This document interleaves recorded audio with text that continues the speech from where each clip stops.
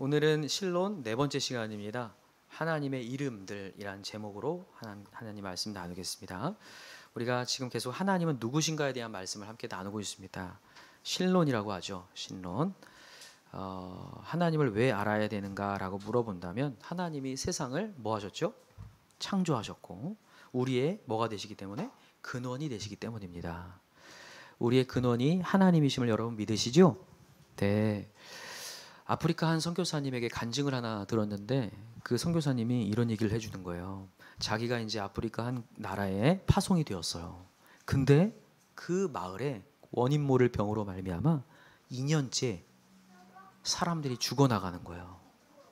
너무나 많은 사람들이 죽어나가는 거예요. 그리고 난 뒤에 며칠이 지난 뒤에 이 선교사님도 그 병에 걸린 거예요. 이 어떻게 하나 이러고 있을 때 한 2, 3주가 지난 뒤에, 그러니까 파송받은 지 2, 3주가 지난 뒤에 왜 이렇게 이 마을에 이런 병들이 돌고 이 병이 멈추질 않는가 곰곰이 생각하다가 하나님께서 주신 사인이 뭐였냐면, 기도하다가 무슨 사인을 주시냐면 이 모든 마을 공동체가 함께 먹는 그 한 가지가 무엇인가를 알게 하려고 하신 거예요, 하나님이. 그래서 알아보니까 뭐였을까요? 물이었습니다. 물. 식수를 다 똑같이 먹는 거였어요. 근데 그 식수를 통해서 병이 온 것 같아요. 그래서 어떻게 할까 알아보다가 근데 다 보면 너무나 시냇물이 깨끗한 거예요.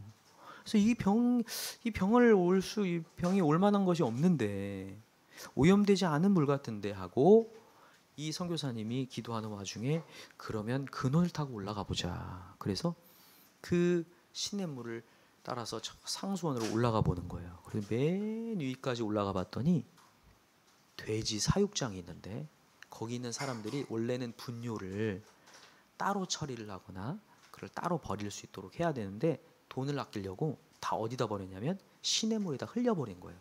근데 시냇물이 흐르다가 밑에까지 내려올 때는 그 분뇨가 미치지 못하고 맑아진 거예요. 그러니까 사람들은 그거를 먹어도 괜찮다고 생각했던 것 같아요. 근데 그 그 물을 떠다가 이제 조사해서 알아보니까 거기에 엄청난 이질과 장티푸스를 일으키는 세균들이 가득 찬 거예요. 그리고 난 뒤에 거기에 있는 분뇨를 다 치우고 했더니 그때부터 병이 사라지기 시작하고 낫기 시작했다라는 거죠. 저는 그것을 들으면서 때로는 또 무슨 생각이 드냐면, 이 아프리카 사람들이 2년 동안 이게 죽어가는데도 그 원인을 발견하지 못하고 왜 이렇게 멍청할까 이런 생각을 하다가도 오늘 말씀을 제가 사실 이 간증을 왜 예화로 드리냐면 우리가 인생을 살며 그럴 수 있다는 거예요. 내 인생의 문제가 여러 가지 분명히 있을 수 있거든요. 막히는 것들이. 근데 근원을 돌아가서 근원을 해결하지 않고 계속 이 땅에서 뭔가 문제를 막으려고 한다는 거예요. 예레미야 2장에 보면 이스라엘의 두 가지 죄악을 얘기하고 있어요. 혹시 알고 계실까요? 한번 찾아봅시다. 그냥 예레미야 2장을 한번 가봅시다. 예레미야 2장. 귀한 메시지니까 한번 다 찾아보세요. 예레미야 2장. 자, 13절을 한번 읽어봅시다. 자, 2장 13절 우리 큰 소리로 한번 읽어봅시다. 2장 13절. 다 찾으셨나요? 자, 시작. 내 백성이 두 가지 악을 행하였나니 곧 그들이 생수의 근원되는 나를 버린 것과 스스로 웅덩이를 판 것인데 그것은 그 물을 가두지 못할 터진 웅덩이들이니라. 아멘. 생수의 근원 되신 나는 누굴 얘기할까요? 하나님을 얘기하시죠. 하나님을 버린 것 그리고 스스로 웅덩이 판 게 큰 죄악이어서 이스라엘이 아무리 이 땅에서 강대국에서부터 막아보려고 그렇게 했지만 막질 못해요. 왜냐하면 하나님이 도우셔야 되는데 그것을 모른 채 계속 이 땅의 문제를 막아보려고 한단 말이에요. 오늘 말씀을 듣는 우리 모두는 다시 한번 문제가 있을 때 여러분 하나님께 찾아가셨으면 좋겠어요. 근원 대신 하나님을 먼저 섬기고 하나님께 예배를 회복하고 관계를 회복해야 돼요. 아시겠지만 여러분 예레미야는 이제 이스라엘의 거의 마지막 멸망을 앞두고 쓰여진 책이거든요. 근데 그 전에 이스라엘 남유다가 막 무너지고 있을 그때에 어느 순간 다시 개혁이 일어나서 이스라엘이 중흥기를 맞이할 때가 있어요. 그때가 언제였냐? 요시야라는 왕 때였어요. 이 요시야 왕이 다른 왕들은 강대국에게 막 조공 바치고 무릎 꿇고 비굴한 모습 보여주는 것으로 문제를 해결하려고 했다면, 요시아는 모든 문제는 하나님께서 해결하신다라는 믿음을 가지고 뭐부터 시작했냐면 예배 개혁부터 시작했어요. 그래서 전국에 돌아다니면서 그 사람들을, 방백들을 보내 가지고 유월절을 회복하자. 우리가 절기가 무너졌다. 유월절을 회복하자고 유월절에 대한 메시지를 다 전달하고 사람들한테, 또 이제 성전에 와서 다 예배하자고 절기들을 다 회복하기 시작했어요. 그때 하나님께서 그를 강성하게 하시사 그렇게 약했던 남유다가 강성해지기 시작하고 이길 수 있는 힘을 주셨던 거예요. 그게 성경의 메시지로 역사로 남아있고 지금도 우리에게 주는 교훈인 거죠. 문제가 일어났을 때 우리가 해야 될 게 뭐냐? 근원 대신 하나님을 찾아가서 관계를 먼저 회복하는 것인 줄 믿습니다. 그게 하늘의 지혜라는 거예요. 세상의 지혜는 문제에 급급하지만 하나님은 아니다. 문제의 근원, 해결하실 수 있는 분은 하나님이시다라는 걸 얘기하죠. 그래서 종교개혁자들이 제일 강력하게 외쳤던 게 라틴어로 에드 퐁테스라고 하죠. 근본으로 돌아가라. 자, 한번 따라할까요? 근본으로 돌아가라. 네, 근본으로 돌아가라. 에드 퐁테스. 그리하면 하나님께서 살려주신다. 그래서 오늘 우리는 하나님의 이름, 하나님의 그 누구신가에 대한 얘기를 함께 나누는 게 굉장히 귀하고 가치 있는 일이라는 것을 아셨으면 좋겠어요. 자, 그럼 질문하겠습니다. 지난주에 믿음은 어떻게 생긴다고 혹시 말씀했는지 혹시 아시나요? 그저 들으면서 사죠. 뭘 들어야죠? 세상 말 들어야 돼요? 하나님 말 들어야 돼요? 하나님 말씀이죠. 하나님 말씀 들어야 믿음이 생기고, 야, 그렇구나, 내가 또 세상에 집중했구나, 하나님께 가 있구나를 깨닫게 되죠. 근데 제가 이 하나님 말씀을 다른 말로 계시라고 했는데, 계시는 두 가지가 있다고 했어요. 무슨 계시와 무슨 계시가 있다고 했죠? 그죠? 일반 계시와 그죠? 특별 계시가 있다고 했죠. 일반 계시, 특별 계시. 자, 질문하겠습니다. 성경은 일반 계시일까요? 특별 계시일까요? 여기서 많이 사람들이 헷갈려요. 그죠? 지난주에 제가 엄청 강조했는데 성경은 특별 계시. 그럼 일반 계시는 뭘까요? 그렇죠. 자연과 환경, 우주를 통해서 야, 하나님 살아계시구나. 제가 그래서 예를 들었던 사람 중에 하나가 달을 간, 처음으로 달에 착륙한 닐 암스트롱이라는 사람이, 예수를 믿는 사람이었어요. 그 사람이 딱 가는 순간, 와, 진짜 이곳에도 하나님이 계시는구나. 하나님이 역사하고 계시구나. 능력을 행하시고 계시는구나. 그것을 입으로 고백하는 역사가 일어나요. 근데 또 반면에 러시아에서 달을 착륙했던 유리 가가린이라는 사람 혹시 들어보셨죠? 그 사람은 또 반대 고백을 합니다. 여기도 하나님이 없구나, 이렇게 고백해요. 야, 그냥 신기하죠. 그러니까 믿음이 없다 보니까 여기도 하나님이 없는 거예요. 그래서 우리가 다시 한번 말씀으로 돌아가요. 그래서 여러분, 일반 계시로만 가면 안 돼요. 자연을 통해서만 하나님을 보는 게 아니라 우리는 또 말씀을 통해서 하나님을 배워야 될 줄 믿습니다. 그래서 믿음은 정말 들음에서 난다. 주의 말씀을 들을 때, 야, 하나님 살아계시는구나. 그리고 그 믿음을 가지고 나아갈 때 진짜 하나님을 경험하기 시작하고 능력을 경험하기 시작한다. 이렇게 얘기 드렸어요. 그래서 우리 항상 말씀을 가까이 하시기 바랍니다. 말씀을 가까이 할 때 그게 복이 된다. 오늘은 이제 본격적으로 이제 말씀에 드러난 하나님에 대한 얘기를 좀 해볼까 하는데, 그 중에 하나가 이름입니다. 또 하나 퀴즈 한번 내겠습니다. 성경에 하나님이라는 단어 말고 하나님을 지칭하는 이름이 몇 개가 등장할까요? 사실 모르겠죠. 무려 30개가 등장합니다. 진짜 많이 등장하죠. 그 가운데에 제가 오늘 이 이름에 대한 얘기, 좀 중요한 30가지 중에 딱 3가지만 뽑았어요. 제일 많이 등장하는 이름 3가지를 뽑아서 좀 얘기를 할까 하는데, 먼저 왜 하나님의 이름이라는 게 중요하냐면, 이 혹시 구약 성경이 어떤 언어로 쓰였는지 혹시 아시나요? 히브리어로 써있습니다. 근데 히브리어의 특징이 뭐냐면 이름에 다 뜻을 갖고 있다라는 거예요. 뜻을. 예를 들어서 노아라는 인물을 알고 계시죠? 노아가 있었을 때 홍수가 났고 방주를 통해서 구원받았다고 하는 인물, 굉장히 유명한 인물인데, 노아의 원래 이름의 뜻은 뭐냐면 안위함이란 뜻입니다. 안위함. 그래서 원래는 심판이 홍수를 통해서 왔고 진노가 임하고 저주가 임하고 또 자비가 없고 이런 상황이었는데, 이런 상황에 하나님이 노아를 선택하셔가지고 내가 너를 통하여서 구원을 이루겠다 이렇게 말씀하셔요. 그래서 노아의 이름의 뜻이 뭐냐? 안위함이란 뜻이에요. 위로하심이란 뜻이에요. 위로가 없고 자비가 없는 그 가운데 하나님이 노아를 선택해서 내가 너희를 위로하겠고 내가 너를 통해서 구원을 이루겠다라는 거죠. 그래서 이름이 되게 중요한데, 또 하나 이름 한번 얘기하면 아브라함입니다. 아브라함이 혹시 무슨 뜻을 갖고 있는지 아시나요? 알 수 있을 것 같아요. 네, 원래는 아브람이라는 게 아버지라는 뜻이었는데 나중에 아브라함이라고 이름을 바꿔줘요. 무슨 뜻이냐면, 우리 현섭 형제 혹시 알고 있을까요? 몰라요. 아브라함, 열국의 아비란 뜻이에요. 뭐라고요? 열국의 아비. 이 하나님이 만드신 이 열국의 아비가 될 것이다. 나중에 실제로 아브라함이 믿음의 뭐가 되죠?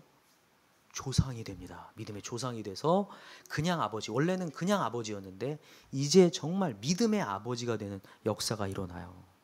믿음의 역사. 그래서 하나님께서 이름을 이렇게 만들어 주시고 지칭해 주시는 게 사실 굉장히 중요하고, 또 하나가 시몬이라는 사람인데, 혹시 예수님의 수석 제자 중에 제1대 수석 제자를 혹시 알고 계시나요? 베드로죠. 베드로. 그죠? 베드로가 원래 이름이 시몬이에요. 근데 하나님께서, 예수님께서 이름을 다시 바꿔줘요. 베드로인데 다른 말로 게바라고 하거든요. 아람어로. 무슨 뜻을 갖고 있냐면 반석이라는 뜻을 갖고 있었어요. 너를 통해서 내가 반석을 만들겠다. 그래서 실제로 나중에는 베드로를 통해서 하나님이 교회를 세워요. 교회를 세우는 놀라운 역사가 일어나거든요. 그래서 하나님께서 그 이름을 토대로 역사를 행하시고 있기 때문에 하나님의 이름이라는 게 굉장히 중요합니다. 하나님의 이름이. 네, 그래요. 하나씩 다 나가네요. 알겠습니다. 그래서 이름. 자, 첫 번째 이름이 뭐냐? 엘로힘이라는 이름을 좀 알아봅시다. 엘로힘. 그냥 들으세요. 괜찮아요. 시아도 같이 들어봐요. 엘로힘. 히브리어로 이거는 신들이라는 뜻을 갖고 있어요. 신들. 복수형으로 쓰였어요. 근데 되게 의아해요. 원래 우리 하나님은 어떤 분이죠? 다신입니까? 유일신입니까? 유일신인데 갑자기 엘로힘이라는 단어를 썼어요. 이게 뭐지? 왜 복수로 썼지? 하나님이 여러분 다신인가? 아니죠. 히브리어에는 희한한 하나의 형이 있는데 그게 뭐냐면 장엄 복수형이라는 게 있어요. 뭐냐면 어떤 일정 이상의 크기가 크고 그게 놀랍잖아요. 그러면 장엄 복수형을 써서 충만함이라는 단어로 얘기를 하게 돼요. 괜찮습니다. 괜찮아요. 충만함이라는 단어로 얘기를 해요. 충만함. 네, 우리 사모님이 봐주시기 바랍니다. 네, 충만함이란 단어로. 다시 얘기할게요. 엘로힘이 무슨 단어냐면 장엄 복수형이에요. 그래서 진짜 숫자가 많다를 얘기한 게 아니라 너무 크시다 보니까 뭐뭐들이라는 표현을 써서 장엄하다, 놀랍다, 충만하다라는 단어로 엘로힘이라는 단어를 쓰는 거예요. 그래서 이 단어가 어디서 쓰였냐면 창세기 1장 1절에서 쓰여요. 태초에 누가요? 하나님이 천지를 창조할 때 그 하나님이 엘로힘이에요. 그래서 충만한 분이라는 거예요. 이 단어가 왜 중요하냐면 하나님이 안 미친 것이 없다라는 거예요. 그래서 우리가 하나님을 부를 때 엘로힘 하나님을 믿으셔야 돼. 이런 상황에는 하나님이 안 미칠 거야. 아닙니다. 하나님이 이 상황에 미쳐요. 그것을 이스라엘 백성이 뭘로 고백하냐? 에벤에셀로 고백해요. 에벤에셀이 뭐냐면 여기까지 도우셨다는 뜻이거든요. 하나님이. 원래는 이스라엘이 하나님께 범죄함으로 말미암아 블레셋이라는 나라에 맨날 지는 인생이었는데 사무엘 선지자가 나타나서 우리 하나님만 섬기자라고 모든 종교를 개혁시키고 모든 우상들을 다 회파하고 예배에 집중할 때 하나님 블레셋을 이기게 하세요. 진짜 완전히 이기게 하시거든요. 그때의 이스라엘 백성들이 돌을 딱 세워놓고 에벤에셀 하나님을 찬양해요. 하나님이 여기까지도 오시구나. 그게 엘로힘이거든요. 하나님이 여기에도 영향을 미칠 수 있구나. 근데 우리가 하나님을 엘로힘 하나님을 찾지 않고 그 하나님을 믿지 않기 때문에 맨날 상황 속에 갇힐 때 많은데 우리 다시 한번 엘로힘이 회복됐으면 좋겠어요. 야, 창조하신 하나님이 안 미친 것이 없는데 우리 찬양에도 있잖아요. 오신실하신 주 찬양 보면 주의 손길 안 미친 것 전혀 없네. 진짜 하나님의 손이 안 미친 게 전혀 없다라는 거죠. 그래서 장언복 수형을 써서 엘로힘이라는 단어를 쓰고 있는 거예요. 그래서 우리 창세기 1장 1절을 읽을 때마다 기억하시기 바라요. 우리 하나님은 안 미친 곳이 없다. 창조를 다 하셨고 우리 가정에도 미치고 계신다. 내 인생에 미치고 계신다. 미래도 손을 뻗고 계신다. 처음과 나중되고 계신다. 그래서 상황에 갇히지 않고 또 하나님을 불러야지. 그럴 때 하나님이 역사하실 줄 믿습니다. 네, 그래서 엘로힘이라는 단어를 잘 기억하셨으면 좋겠고 두 번째로 갈게요. 두 번째는 엘 샤다이입니다. 제가 주보에도 적어놨죠. 엘 샤다이. 사실 그 엘이라는 단어는 하나님이라는 뜻을 갖고 있고 그 뒤에 샤다이, 로힘 이것은 뭔가 뜻을 갖고 있는 건데 이 샤다이라는 뜻은 엄마의 젖이라는 뜻을 갖고 있어요. 엄마의 젖. 엄마의 젖은 어떤 걸까요? 이 지금 엄마 젖 말고도 우리가 다 분유를 먹이잖아요, 아이들한테. 근데 어떤 전문가가 이런 얘기를 하더라고요. 아무리 열심히 분유를 최고의 영양소로 만들어도 엄마의 젖을 능가할 수가 없대요. 야, 놀랍지 않나요? 지금 이렇게 과학이 발달했는데도 엄마의 젖을 능가하기가 어렵다는 거예요. 얼만큼 대단하게 과학적으로 하나님이 엄마의 젖을 만들었냐면 태어나는 아기가 각 가정마다 좀 기질도 다르고 체질도 다르잖아요. 너무 신기하게 그 아이의 체질에 맞게 나온대요. 모유가. 저 놀랍지 않나요? 전 그거 보고 너무 신기해요. 우리 아이들이 다 다르잖아요, 진짜. 체질, 기질, 태양인일 수도 있고 태음인일 수도 있고 열에 약한 것일 수도 있고 추위에 약한 친구가 있고 막 있잖아요. 근데 그거에 맞는 모유가 나와서 그 아이를 강하게 한다는 거예요. 놀랍죠. 그래서 이 샤다이라는 단어, 엄마의 젖이라는 단어는 모든 양분과 환경을 공급하실 수 있는 하나님의 전능하심을 표현할 때 써요. 그래서 엘리샤다이는 전능하신 하나님이에요. 모든 능력을 갖고 계시는 하나님.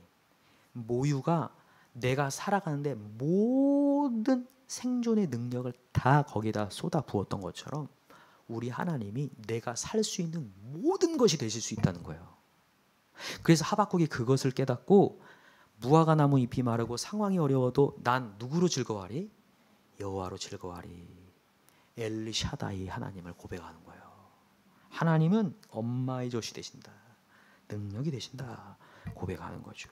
그래서 이 엘샤다이가 어디서 쓰인지 한번 찾아볼게요. 창세기 17장을 한번 가볼까요? 창세기 17장. 자, 창세기 17장 1절을 한번 갈까요?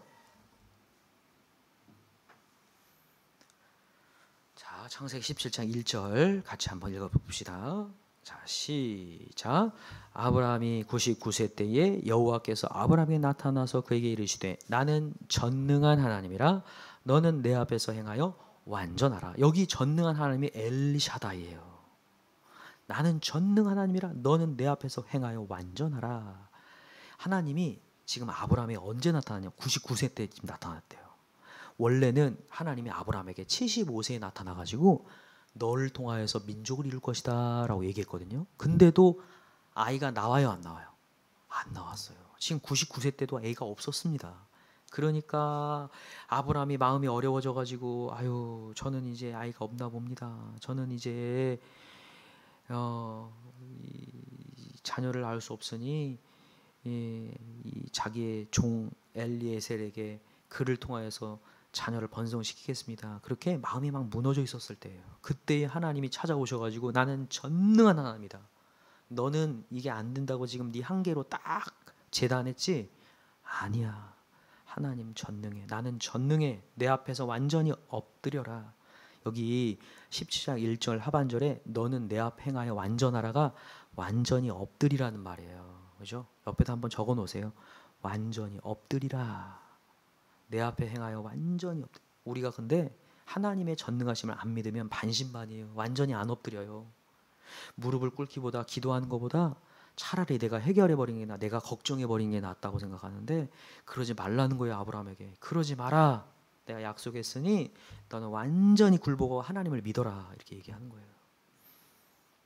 우리 다시 한번 엘샤다이 하나님을 믿으시기 바랍니다. 그래서 진짜로 실제로 아브라함에게 아들이 오지요. 그래서 18장을 넘어가 쭉 넘어가서 21장에 가면 진짜로 실제로 이삭을 하나님이 낳게 하십니다. 100세 아들 주십니다. 그래서 웃음이라는 이름으로 이삭을 낳게 하시고, 그를 통하여 하나님이 진짜 야곱을 낳게 하시고, 야곱을 통해 12명을 낳게 하시고, 12명을 통해서 이스라엘 지파가 만들어지고 이스라엘 민족이 만들어져요. 여러분 잘 알고 계시죠?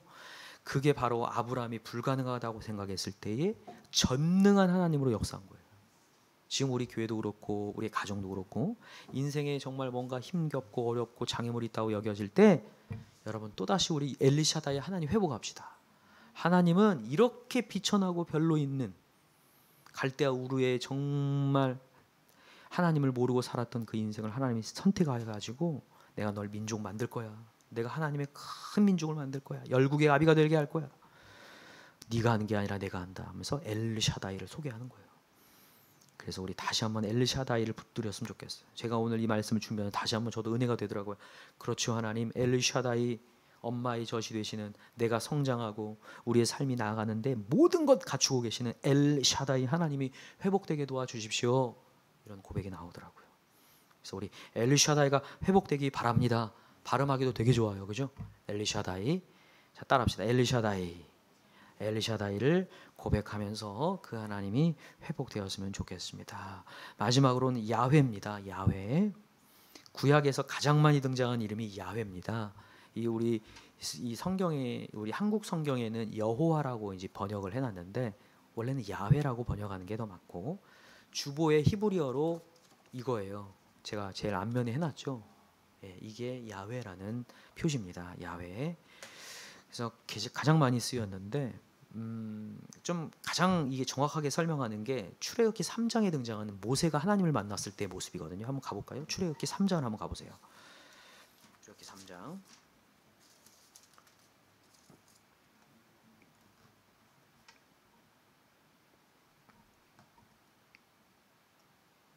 자, 3장 찾으셨으면 11절부터 한번 읽어봅시다. 10절부터 한번 읽어봅시다. 10절. 출애굽기 3장 10절 시작. 이제 내가 너를 바로에게 보내어 너에게 내 백성 이스라엘 자손을 애굽에서 인도하여 내게 하리라. 모세가 하나님께 아뢰되 내가 누구이기에 바로에게 가며 이스라엘 자손을 애굽에서 인도하여 내리까. 하나님이 이르시되 내가 반드시 너와 함께 있으리라. 네가 그 백성을 애굽에서 인도하여 낸 후에 너희가 이 산에서 하나님을 섬기리니 이것이 내가 너를 보낸 증거니라. 모세가 하나님께 아뢰되 내가 이스라엘 자손에게 가서 이르기를 너희의 조상의 하나님이 나를 너희에게 보내셨다 하면 그들에게 내게 묻기를 그의 이름이 무엇이냐 하리니 내가 무엇이라고 그들에게 말하리까. 하나님이 모세에게 이르시되 나는 스스로 있는 자니라. 또 이르시되 너는 이스라엘 자손에게 이같이 이르기를 스스로 있는 자가 나를 너희에게 보내셨다 하라. 아멘. 자, 여기에 스스로 있는 자라는 게 야훼예요. 스스로 있다라고 할 때 스스로 있는 자. 그러니까 이것을 다른 말로 자존이라고 표현하거든요. 자존하신 분, 스스로 계신 분이란 뜻이에요. 이 스스로 계셨다는 게 뭘 표현하는 거냐면, 이게 왜 강력한 이름이냐면 누구에게도 영향을 받지 않았다는 얘기예요. 이게 출애굽, 지금 애굽에 종살이 살고 있는 이스라엘 백성에게는 엄청난 이름입니다. 왜냐하면 이스라엘은 지금 애굽이라고 하는 큰 나라에 눌려 있어요. 엄청난 영향을 받고 있어요. 우리 인간은 누군가에 의해서 영향을 받는 존재거든요. 그래서 그 영향으로 말미암아 삶이 왜곡이 되거나 생각이 왜곡이 돼요. 막 안 좋아지고. 그래서 누구를 만나냐에 따라서 내 삶이 바꿔질 때가 많거든요. 그건 여러분 맞죠? 공감이 되죠? 근데 우리 하나님은 영향을 안 받는다는 말이에요. 어떤 안 좋은 상황이든 부정의 상황이든 좋은 상황 상관없어요. 우리 하나님은요, 그 영향 없이 홀로 계실 수 있는 분이에요. 다시 말하면 이스라엘이 지금 종살이하면서 끝났다고 여길 때 우리의 과거의 영광은 없어진 걸까? 원래는 이스라엘 백성이 이전에 애굽에 어떻게 가게 된 거냐면 요셉이 총리가 되면서 가게 된 거 혹시 아시죠? 그러면서 그 당시에는 처음에는 이스라엘 백성들이 애굽 땅에서 굉장히 좋은 위치를 차지하고 있었는데 어느 순간 너무 강성해지자 애굽에 있는 바로 왕이 그를 멸시하기 시작하고 종으로 부리기 시작했어요. 그 뒤부터 이제 이 종이 된 이스라엘 백성들은 눌려가지고 야, 우리는 과거의 영광이고 과거는 과거일 뿐이구나. 우리는 끝났구나 여기고 있었단 말이죠. 그때에 스스로 계신 하나님이 찾아온 거예요. 어떤 애굽의 강대한 나라의 영향을 받지 않은 하나님이 찾아오셔서 그때의 영광을 갖고 있는 하나님이 지금도 영광을 보일 수 있고 지금 구원하실 수 있다는 것을 얘기하려는 거예요. 그래서 모세가 하나님 제가 백성들한테 뭐라고 소개합니까? 그럴 때 스스로 있는 야훼를 소개하라고 그런 거예요. 애굽에 눌려 계시지 않는 하나님을 소개하라는 거예요. 지금 너희들은 눌려서 이 노예 근성으로 거지 근성으로 쌓여 있는 너희들이지만 하나님은 거기에 구애받지 않고 여전히 자유롭게 구원을 이루고자 원하신다. 그 스스로 있는 자존하신 하나님이 너와 함께 계신다라는 것을 지금 얘기하는 거예요. 그래서 이게 굉장한 이름입니다.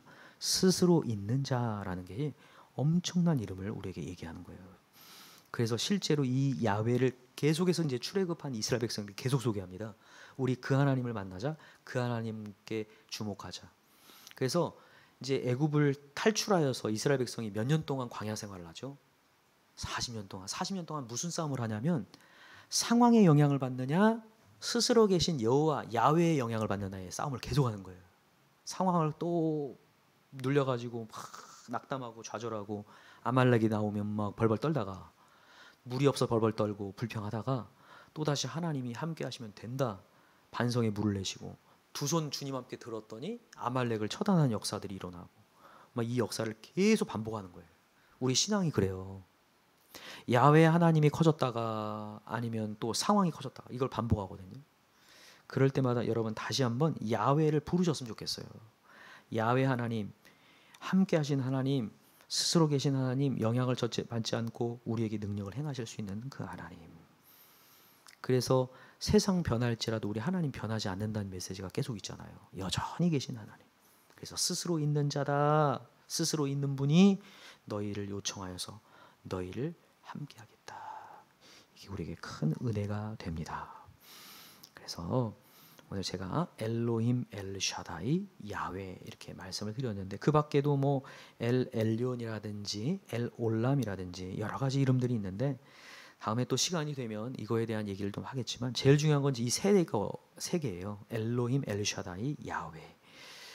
다시 한번 복습 좀 해볼까요? 엘로힘 무슨 뜻을 갖고 있다고요? 그죠? 장원 복수형이라고 해서 이것은 하나님의 충만을 얘기한다. 안 미친 게 전혀 없다. 하나님의 안 미친 손길이 없고 하나님이 다 미치고 있기 때문에 그 하나님을 부를 때에 하나님이 또 일하시고 손길 닿으시고 에베네셀을 경험한다. 자, 엘샤다이는 무슨 뜻이라고 했죠? 엄마의 젖이라고 해서 전능한 하나님이다 라는 뜻이죠.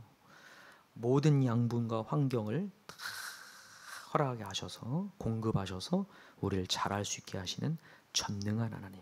그래서 불가능하다고 여기는 아브라함에게 찾아오셔서 나는 엘샤다이야. 내 앞에서 완전히 무릎을 꿇어. 나를 완전히 믿어라. 내가 너를 통해 민족 만들 거야. 실제로 만드는 역사가 일어나고 가문이 써지는 역사가 일어나고 우리 가정도 그렇게 쓰여질 줄 믿습니다. 엘샤다이 역사. 또 하나가 야훼입니다. 야훼는 스스로 있는 자라는 뜻이라고 했습니다. 스스로 계시는 자존하신 하나님, 누구에게 구애받지 않고 영향받지 않고 계속해서 구원을 이루시는, 구원을 쉬지 않고 계신 하나님의 기차는 계속 간다는 거죠. 그래서 그 하나님을 믿고 나아갈 때 역사하는데 제가 이렇게 이름들을 얘기했는데 우리도 이제 주의 이름을 막 부르잖아요. 주여 주여 주여 삼창 부르기도 하고 아버지라고 부르기도 하고 주님 하나님 부르기도 하는데 여러분 그냥 부르지 마시고 이 강력한 이름의 뜻을 좀 마음 가운데 새기면서 부르셨으면 좋겠어요. 이번 오늘 말씀 들었으니까 엘로힘 맞아. 우리 하나님 안 미친 손길 없지. 역사하시지. 전능하시지. 스스로 계셔서 또 구원의 역사를 과거의 영광에 머물지 않고 또 현재 하나님이 구원을 베푸실 수 있는 하나님이지 라면서 그 이름 부르라는 거예요.